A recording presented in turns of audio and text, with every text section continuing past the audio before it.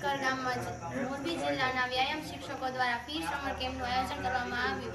તેમાં અમને 10 થી વધુ પ્રવૃત્તિ શીખવામાં આવી, જેમાં volleyball, karate, archery, kabaddi, kho kho, rifle shooting, ચિત્ર વગેરે જેવી ઘણી પ્રવૃત્તિ કરવામાં આવી, જેમાં અમને ખૂબ મજા આવી.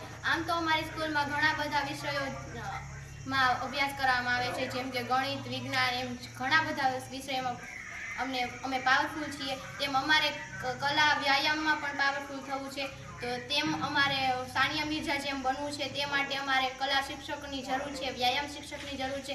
તો સરકાર અમારી સ્કૂલમાં પણ કલા શિક્ષક અને વ્યાયામ શિક્ષકની ભરતી કરે, જેથી અમે પણ કંઈક પાવરફુલ રીતે કલામાં અને વ્યાયામમાં પાવરફુલ બનીએ. અને હું સરકારને વિનંતી કરું છું કે અમારી સ્કૂલમાં પણ વ્યાયામ શિક્ષકો અને કલા શિક્ષકોની ભરતી કરે, જેથી અમારી જેવી ઘણી બધી છોકરીઓ વ્યાયામમાં અને કલામાં પાવરફુલ બને. આ કાર્યક્રમ ક્યારે યોજવામાં આવ્યો અને તમે આમાંથી શું મેળવ્યું, શું તમને જાણવા મળ્યું છે, એના વિશે જરા બે શબ્દો કહી શકો?